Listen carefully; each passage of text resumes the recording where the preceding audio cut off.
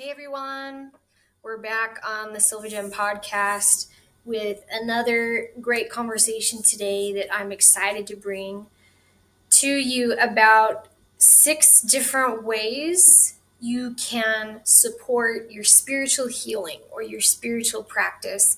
And these are high level things that anyone can do.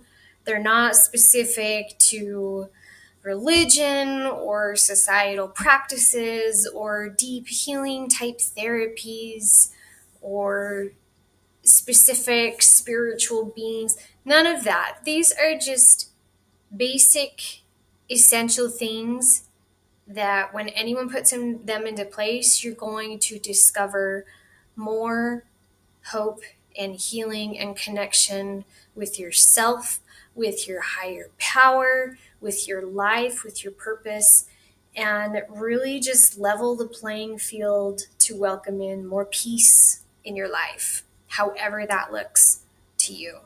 So, I've got 6 things here. You certainly don't have to do all of these. However, they all kind of touch on different areas of different ways to support your spiritual practice. It doesn't, like I said, doesn't matter if you practice a religion or if you're in a community that teaches spiritual growth processes or techniques one way. You can simply pick and choose from these or see what resonates with you to kind of help ensure that you are just maintaining a level of support for your spirit. Because just like our bodies, we need to, here's my glass, we have to drink water every day to support our physical being. There's basic things with our spirit, our soul, that we can support it with, just like drinking water every day.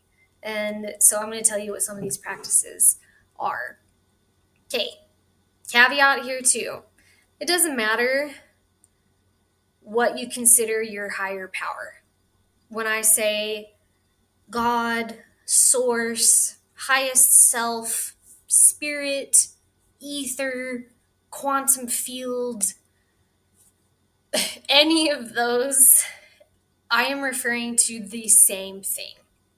The same life force energy that supports our existence, our soul, our spirit, whatever you believe, that life force energy that created our spirit or supports our spirit, how we even exist, to me, it is all the same thing no matter what label you give it, no matter what you call it. So if I use a phrase or word like God or spirit, and that doesn't quite resonate with you, and you want to substitute it for quantum field or highest self, go ahead and do that. To me, I'm speaking of this all the same thing.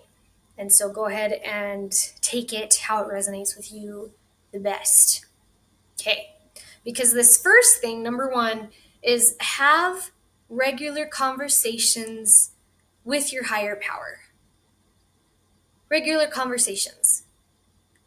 I want you to, just like I'm talking to you now, or just like you're having a conversation with a friend, texting someone on the phone, whatever, sitting at dinner and talking about your day, have regular conversations with your source, with spirit. I usually say spirit. Have regular conversations with spirit. Because that energy literally exists because of you, and you exist because of it. And it shouldn't be, it is you and it isn't you. It's both. And so I don't feel like there should be this worshipped level of, oh, God is higher, bigger, better than me. And so I can only approach a conversation with God in certain places or in certain ways, in certain rituals or practices. Not to say any of that is bad or harmful in any way. I am not saying that. I am saying if you have a relationship with spirit that is friendly and balanced, and you support each other like you do your best friend, it validates everything that you are trying to love about yourself and nourish within yourself, because you equate that value on the same plane. And that's not discrediting spirit, it's not discrediting you. It's just, hey, look, we're connected in this way. And I respect myself and I respect you, spirit, so much that I want to talk to you just like my best friend. So have conversations with your higher power in this way. I do this quite often, like, especially if I'm trying to process or I'm suddenly overcome with emotions or a scenario. And I have to be like, Spirit, this is what I'm feeling. And I know you know that Source always knows everything about you and knows what you're feeling and knows what you're going through. But speaking it and having the conversation just validates everything. It just supports everything. So I'll say, Spirit, I'm feeling this. And this is why, and this is what I want to do, and I need help here. What can I do? Like, I will have regular conversations with spirit, usually at least once a day, about something. Or check in. Like, if something's on my mind or bugging me, and just as much as I want to go to my best friend to talk about it, I'll go to spirit and talk about it. Because I feel like that supports that relationship so healthily that it's totally underestimated. Okay, that's number one. The second thing I recommend that you can do is literally meditate until you love it. And I feel the angst on that. Sarah, I don't meditate. I have an ADHD brain. I can't do this. I can't settle, and it's impossible for me. Well, of course it is, because you haven't given it a big enough chance. I was kind of the same way. I used to think meditation was just for monks sitting on a mountaintop. That was their thing. And then I started learning about it and how it is so amazing. I can't even put it into words about how supportive it is to your physical, mental, emotional health and your spiritual soul. Sleep, I learned this awesome little fact. Sleep is rest for your body, but not rest for your brain. Because you know how your brain it's still processing and you're dreaming and it's working just as much as when you're awake while you're sleeping. Meditation is rest for your mind. Meditation is rest for your brain. Meditation is rest for your mental, emotional load. But it doesn't need 8 hours a night like our body does. 5-10 minutes. So, okay, I know you're going to keep fighting me on this. And like I said, I started with, let me recommend a few things for you. I started with the Headspace app and the Calm app, and the free versions of those. You don't have to pay for them. They have basic, introductory, free, simple meditations that are short. And they can actually teach you how to meditate simply. It's not deep and elaborate and more complex. It's very basic and very simple. If you've never done it before, or you can't seem to meditate how you want to, it walks you through. And as I started using the Headspace app, staying consistent with it and trusting in the fact that I was told it gets easier, it gets easier, it gets easier. It is minute. It is like fiber by fiber of the fibers of your being type practice.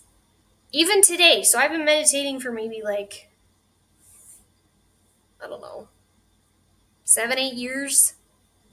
And of course, my consistency is varied, and my complexity and time and length has varied.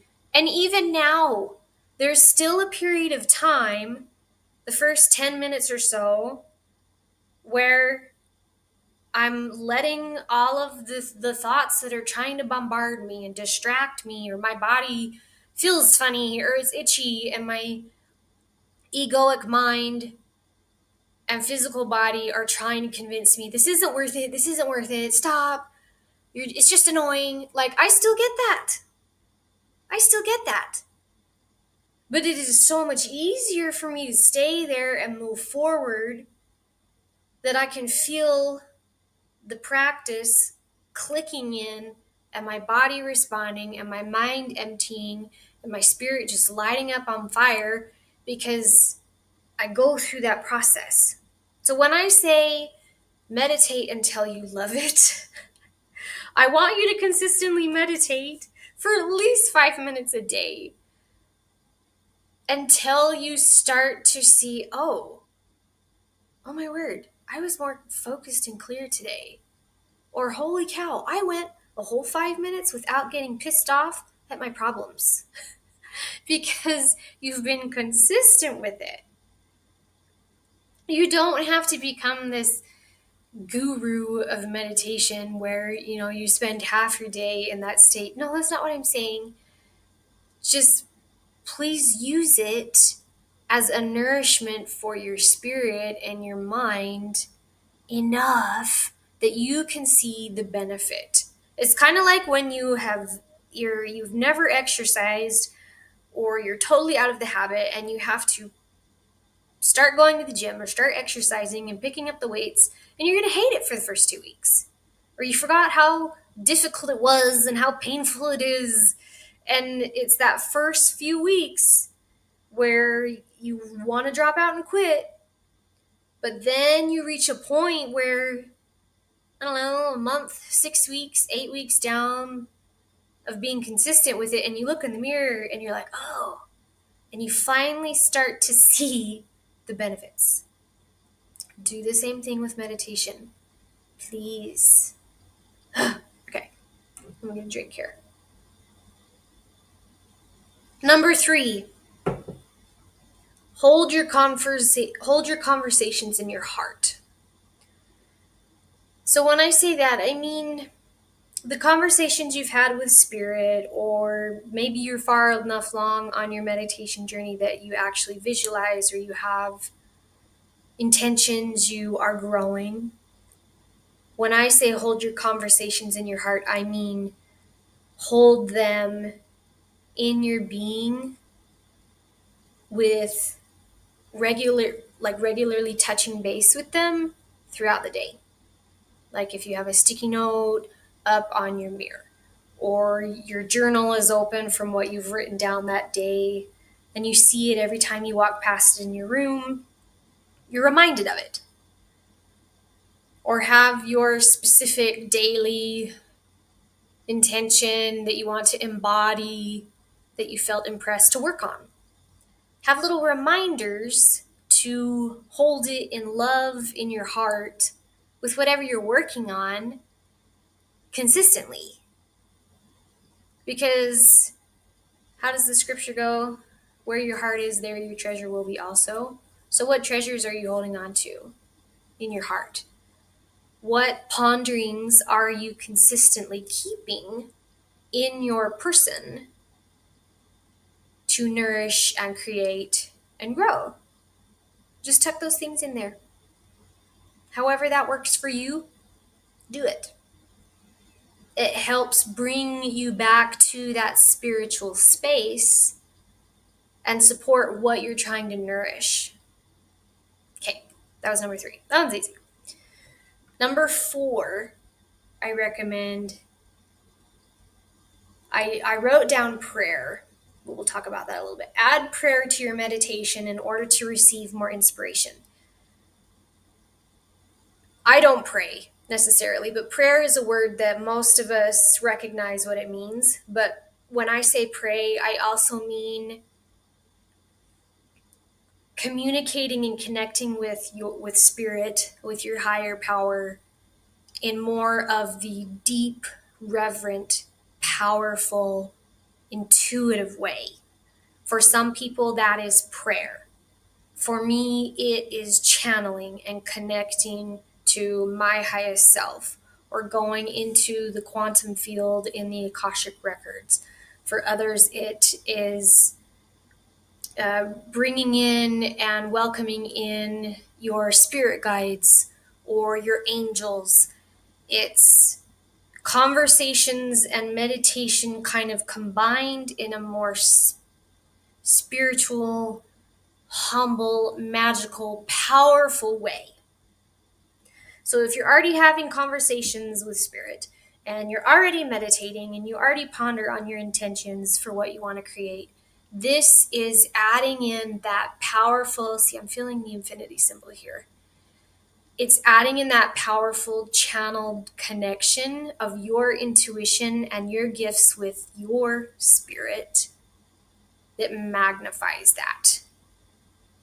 I feel like as we talk about these different steps to nourish your spiritual health and your spiritual practices, we're going in one aspect deeper, deeper, deeper, more profound and grounded. And then in another aspect, it's also higher, more powerful, more vivid, more connected on all planes.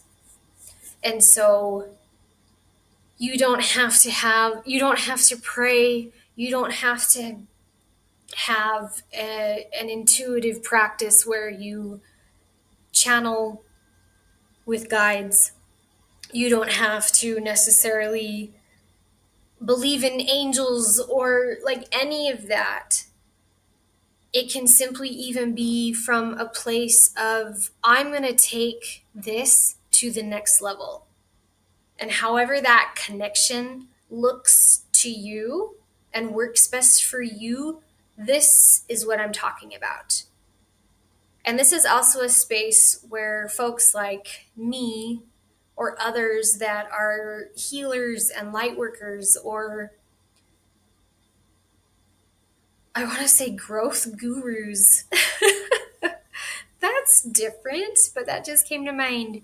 I don't mean growth guru like some famous popular person that is just going to tell you the end all be all. I mean like someone you look up to that has helped you grow so much that you have a great connection with, that you can tap into their wisdom a little bit to help you with any of those options. This is the level where if you don't feel confident in your connection with spirit, this is where someone like me comes in and we can do sessions together or readings together where someone that is gifted in this particular skill can come in and channel for you or connect to spirit for you and help you see or learn how to embody your spiritual intentions more, because it's coming from another perspective, until you're able to grow your own gifts and understand them more in this way to receive more inspiration and support spiritually. Okay. Number 5, we're getting through these. Number 5 ingredient to support your spiritual health is study written words that align with you. So this could be really anything that you want to learn about that piques your interest and resonates with you. Scripture, historical records, scientific journals, works by or books by people like someone I recommend is Dr. Joe Dispenza. Really anyone, or a mystic or a guide or a growth inspirational, motivational speaker that you resonate with, anything, written words, messages, resources that resonate with you that support your spirituality. I think when we incorporate what others teach or resonates with them, or what they feel is important enough to share publicly or like on social media, and it strikes a chord with you, that is good. That's amazing. Because other people, just like the last thing I mentioned, uh, connecting with folks like me that can be a channel for you, you can receive guidance and inspiration through the written word, through books, or like podcasts, like right now, doing this that you can listen to, or blogs, or journals, or anything like that that piques your interest. A few years ago, for me, it was Buddhism, and I was reading all of the beautiful writings and teachings of Buddha because it aligned with me at that time. It still does. I still love his teachings, and opened up a lot of doors into how I was able to craft my own spiritual practice and heal through seeing all of these different perspectives that are supportive and loving. So I recommend that. Okay, number 6, the last thing of kind of an essential ingredient for your spiritual health is spending time in sacred spaces. Now, this doesn't mean a place that society feels is sacred, like a religious building or a temple or a cathedral. Or it doesn't have to be that. It certainly can be. If it is sacred to you and you love the energy there and it supports you, perfect. But it doesn't have to be. It can be your favorite mountaintop. It can be a labyrinth, those garden labyrinths that people create, and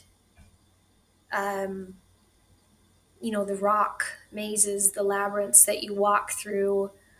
Or if there's a certain place on the earth where the energetic grid lines align with you, like Sedona, Arizona is one of them. Hawaii is another one.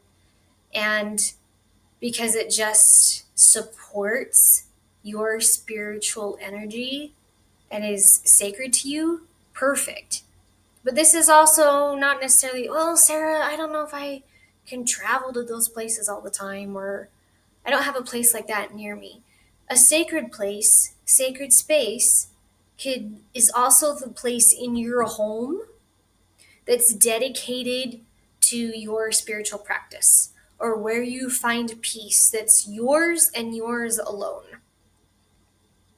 You can create this in your own home.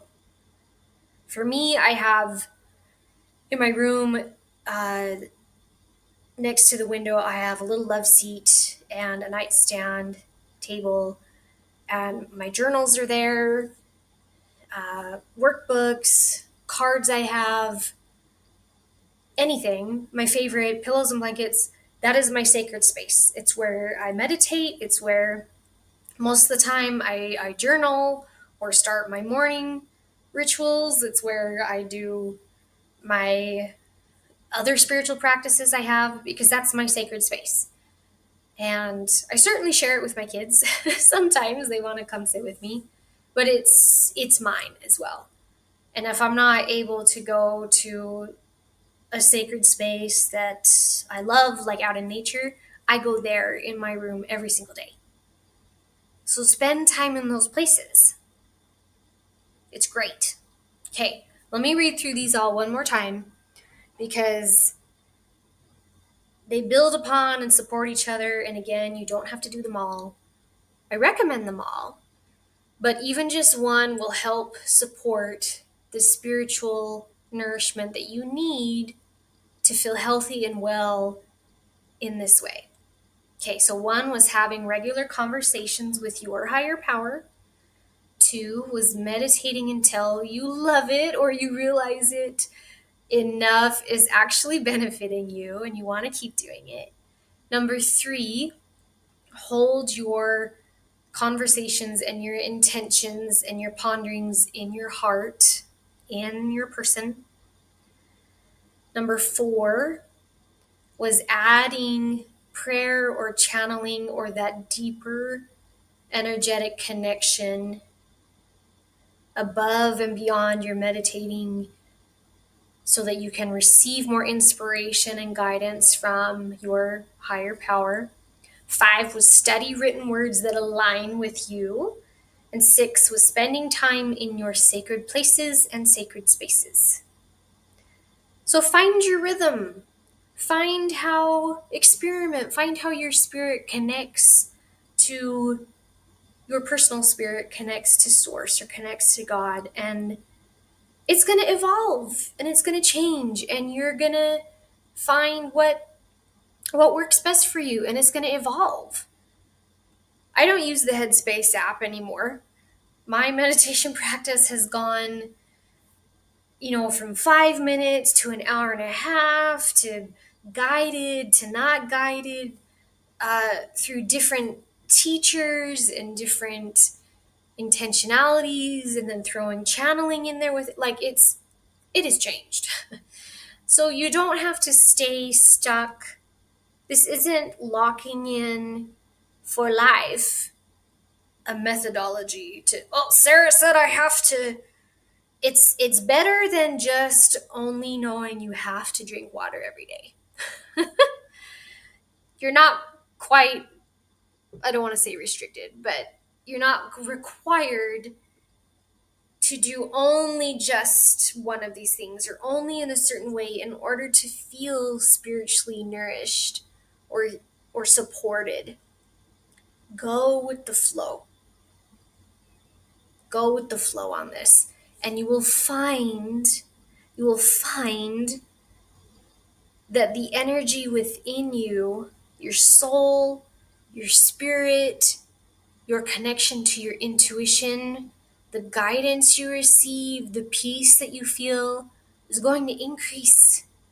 It's going to become easier. You're going to have more confidence in yourself. You're going to start believing and trusting in the good that the universe has for all of us. You're going to start moving above and beyond your ego and your shitty patterns that try to run your life, and look at your experiences more from a place of awareness and learning and peace and understanding instead of the woe is me, because you have so much more wisdom now.